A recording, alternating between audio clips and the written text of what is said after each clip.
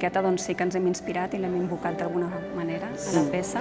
Totes anem amb les sabates enfangades, que és una de les peces objecte, no? Que faríem més referència a les seves enfangades.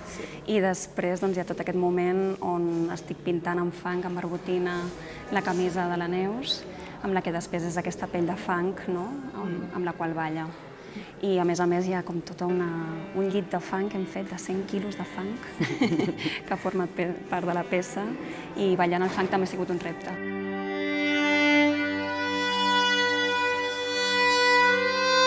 Que estem en un món que està envoltat de molt de soroll i estàvem reflexionant una mica sobre què era el silenci per nosaltres, des de la música, des de la ceràmica, des de les arts visuals i des de la dansa, no?